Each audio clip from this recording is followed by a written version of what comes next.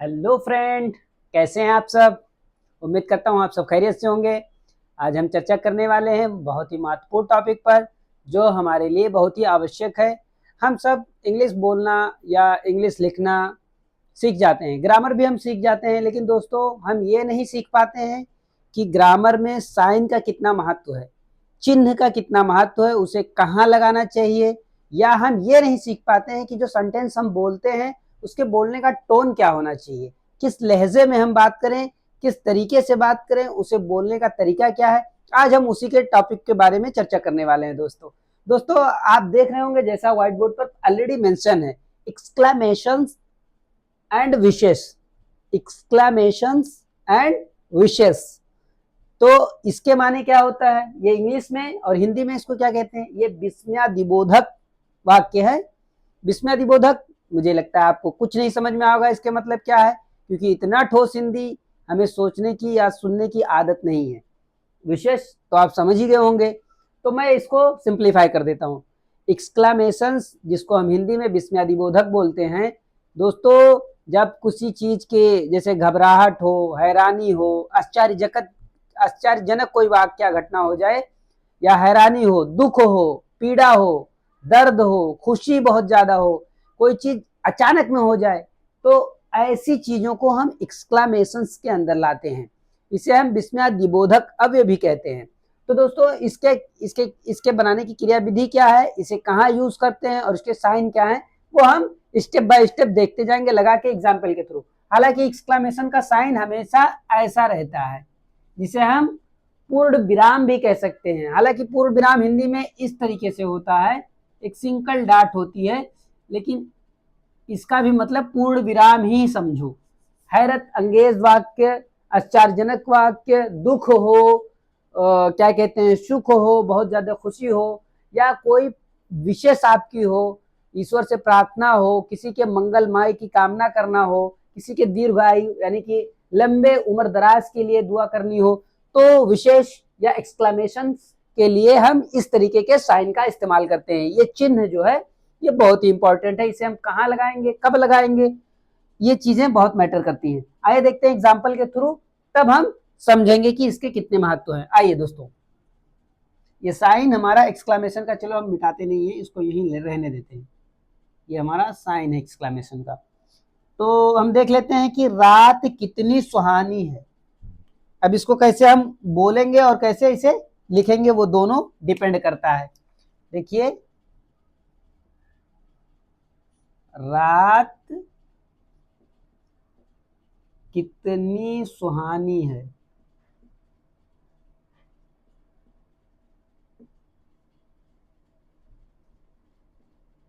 अब ये देखिए दोस्तों, रात के खूबसूरती के बारे में बता रहा है, रात कितनी सुहानी है। इसके देखिए सुहानी है, तो अब ऐसे ही डायरेक्ट बोल देंगे तो नहीं मजा आएगा दोस्तों। तब हम क्या इसको इसके लिए क्या यूज करेंगे दोस्तों। अच्छा, एक्सक्लेमेशन का साइन यहां भी हम लगा ही लेते हैं। रात कितनी सुहानी है, ऐसा हम बोलेंगे, क्या बोलेंगे, रात कितनी सुहानी है, उसमें लगे कि यहाँ अच्छा है, अच्छा लग रहा है। तो इसे हम इंग्लिश में कैसे बनाएंगे, how the night is, how how fine the night is, how fine the night, ऐसा इंग्लिश में कैसे बोलेंगे, how fine the night is, how fine the night is, रात कितनी सुहानी है। इसको हम कैसे बनाएंगे, how fine the night is. अब ये हमारा साइन लग गया, how fine the night is, रात कितनी सुहानी है। अब देखिए दोस्तों, एक आध, अच्छा ये देखिए, रात कितनी सुहानी है, क्वेश्चन मार्क नहीं यहाँ लगेगा, ये एक्सक्लेमेशन का साइन है।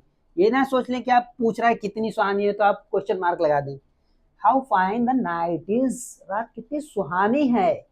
अब आइए देखते हैं एक आध एग्जाम्पल की तरफ, और कि मौसम कितना गर्म है। क्या, मौसम कितना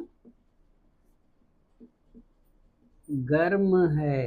तो अब हम इतना आराम से तो नहीं बोलेंगे कि मौसम कितना गर्म है, कहते हैं ना मौसम कितना गर्म है यार, मौसम कितना गर्म है। How how hot the day is, how hot the day is, हम कैसे बोलते हैं, ऐसे चौक के बोलते हैं ना, how hot the day is, how hot the day is, मौसम कितना गर्म है, how hot the day is, मौसम कितना गर्म है। आइए देखते हैं कि तुमने कार्य कितनी बुरी तरह से किया है।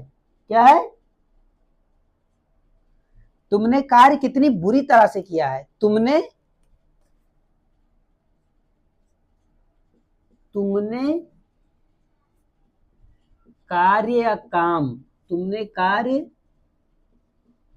कितनी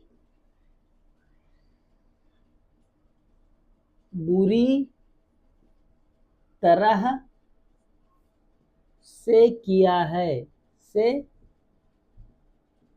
किया है। तुमने कार्य कितनी बुरी तरह से किया है। तो अब यहां क्या रहेगा दोस्तों, तुमने कार्य कितनी बुरी तरह से किया है, यानी बिगाड़ दिया है काम को। तब how badly you have done the work, इस तरीके से अंग्रेजी में बोलेंगे। कितने, कैसे, how badly you have done the work, तुमने कार्य कितनी बुरी तरीके से किया है। How badly you have done the work, how badly you have done the work, how badly you have done the work, तुमने कार्य कितनी बुरी तरीके से किया है। How badly you have done the work. आइए देखते हैं दोस्तों, इसी तरीके से हम एक्सक्लेमेशन का साइन सीखते रहेंगे। ये जो बाद में लगा रहे हैं हम, ये एक्सक्लेमेशन है, यानी कि विस्मयादिबोधक अव्यय का साइन एक्सक्लेमेशन मार्क है। इसको साइन को हम क्या कहते हैं, एक्सक्लेमेशन मार्क। एक आध एग्जाम्पल और लेंगे, इसी तरीके से हम और आगे बढ़ते जाएंगे दोस्तों। तो उम्मीद करता हूं आपको हमारे पढ़ाने का तरीका समझ में आ रहा होगा दोस्तों। देखते हैं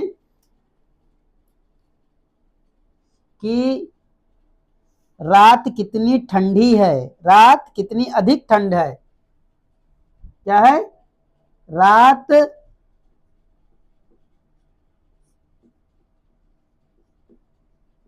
कितनी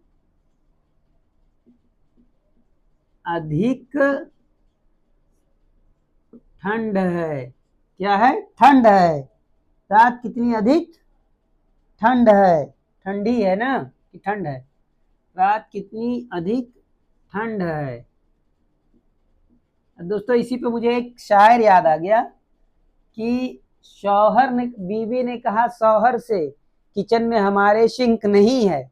अब शौहर ने क्या कहा बीवी से, शौहर ने कहा बीवी से, आमा तुम बोलती बहुत हो, तुमने जरा भी थिंक नहीं है। तब फिर शौहर ने क्या कहा, कल रात जो ठंड लग रही थी पता आज ये चला, आधार से रजाई तेरी लिंक नहीं है, यानी इसीलिए ठंड लग रही थी।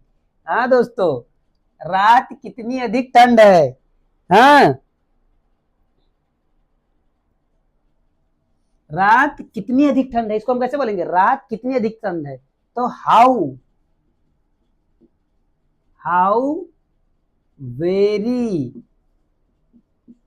Cold the night, how very cold the night, how very cold the night is रहेगा दोस्तों।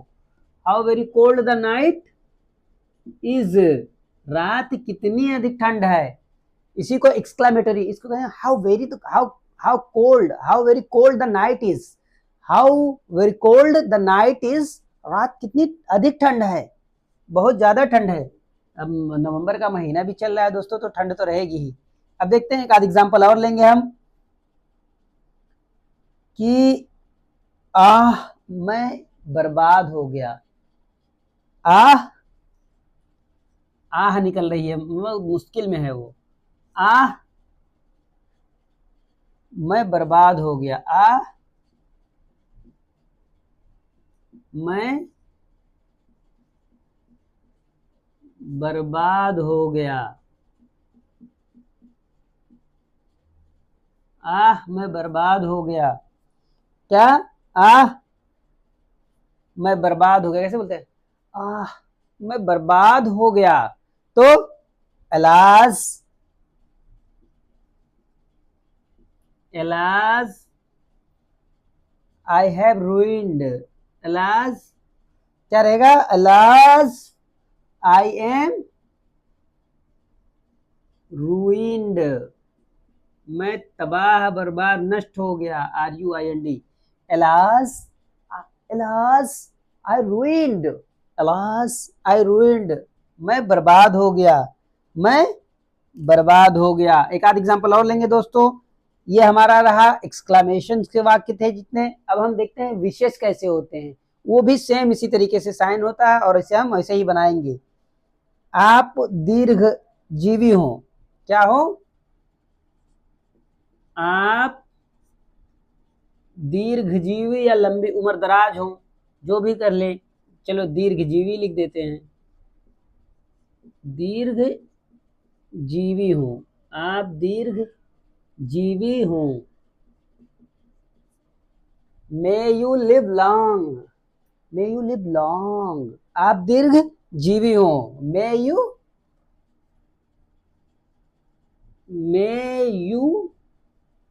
लिव लॉन्ग, लिव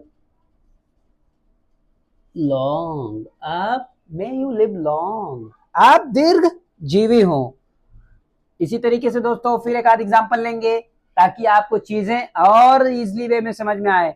चिंता जिन करी रहुआ, हम है ना, टेंशन करे के कौनो बात नहीं खे, है ने देखा, मजा ना आई तो पैसा वापस, एकदम रिलैक्स मोड में रहें। देखो जैसे मैं एकदम रिलैक्स में रहता हूँ, हंसते रहें, मुस्कुराते रहें और चीजों को सीखते रहें। ये एजुकेशन है, इसे बहुत स्ट्रेस में आप नहीं सीख सकते हैं। और ये तो उस पर भी इंग्लिश है, एक लैंग्वेज है यार, इसको बहुत ज़्यादा सीरियसली ना लें आप, बस रोज प्रैक्टिस करेंगे तो ना, प्रैक्टिस मेक यू परफेक्ट, आपको अभ्यास दक्ष बना देता है। आप जीवन में फलें फूलें, आप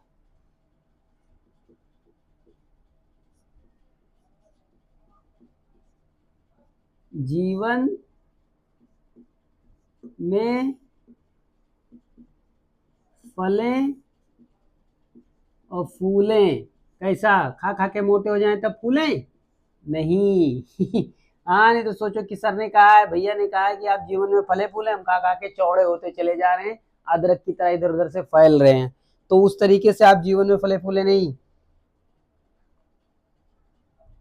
तो आप जीवन में कैसे किसी को दुआ देते हैं, आप जीवन में फले फूले, तरक्की करें, दूधो नाओ पुतो फलो, वो वाला फूले फले।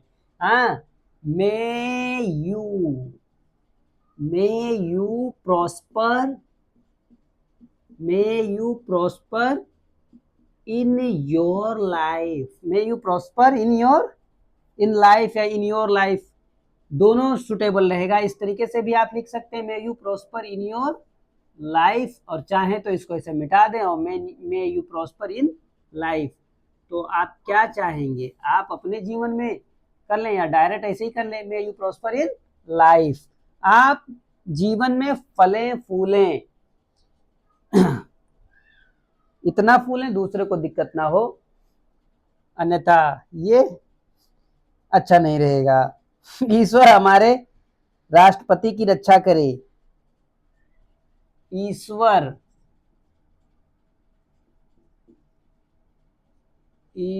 हमारे राष्ट्रपति की रक्षा करे, या प्रधानमंत्री या राष्ट्रपति कुछ भी ले लें, ईश्वर हमारे राष्ट्रपति की रक्षा करे, की रक्षा करे। अब यहाँ दोस्तों देखिए प्रार्थना क्या रहा है, ईश्वर हमारे राष्ट्रपति की रक्षा करे, क्या है, ईश्वर हमारे राष्ट्रपति की रक्षा करे, God save our president, God save our president, ईश्वर हमारे राष्ट्रपति की रक्षा करे। इस तरीके से एक आध एग्जांपल और लेंगे दोस्तों, और उम्मीद करता हूं आपको एक्सक्लामेशन अच्छे से समझ में आया होगा। एक्सक्लामेशन मतलब कोई चीज हैरत में हो, आश्चर्यचकित हो, दुख हो, सुख हो, प्रार्थना हो, किसी के लिए दुआ हो, भय हो, डर हो, इस तरीके से कोई चीज अचानक में हो जाए तो उसी को हम एक्सक्लामेशन कहते हैं। एक एग्जांपल और लेंगे कि मेरी इच्छा है कि मैं वहां होता। क्या? मेरी इच्छा है कि मैं वहां होता। I wish I were there. I wish I were there. I wish I were there. मेरी इच्छा थी कि मैं वहां होता। इसको देखते हैं कैसे लिखेंगे और कैसे बोलेंगे। मेरी इच्छा थी कि मैं वहां होता। कोई काम हो गया, कोई बात होती, किसी की शादी हुई या कोई बड़ा कार्यक्रम है तो आदमी इच्छा जाहिर करता है ना, या कहीं पूजनीय स्थल है तो कहते हैं मेरी इच्छा थी कि मैं वहां होता।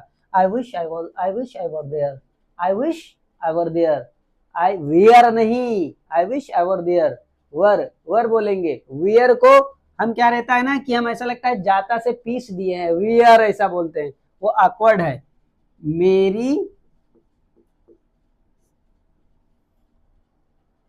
मेरी इच्छा है कि मैं वहां होता। मेरी इच्छा है कि मैं वहां होता। वहां होता। ये एक्सक्लेमेशन साइन लग जाएगा यहाँ। I wish I were there. I wish I were there. ये देखिए दोस्तों, इसको हम पहले छोटे थे तो मैं भी बोलता था वेयर, ऐसा नहीं, वर बोल देंगे इसको। क्या? Were. There there there. I wish I were there. मेरी इच्छा है कि मैं वहां होता। इसी तरीके से दोस्तों सीखते रहें और क्या कहते हैं, अपने आप को सफल बनाते रहें। और अगर हमारे पढ़ाने का तरीका आपको पसंद आया हो तो प्लीज हमारे चैनल को सब्सक्राइब करें, लाइक करें, शेयर करें, और दोस्तों बेल आइकन दबाना ना भूलें ताकि हमारे आने वाले प्रत्येक वीडियो का नोटिफिकेशन आप तक जरूर पहुंचे। आज के लिए बस इतना ही, फिर मिलेंगे अगले लेक्चर में अगले इसी तरीके से और कोई तड़कती भड़कती टॉपिक के साथ जो आपके जीवन को और सुगम बनाए, आपके इंग्लिश सीखने के तरीके को और सरल बनाए। बस आज के लिए इतना ही दोस्तों, bye bye, see you again.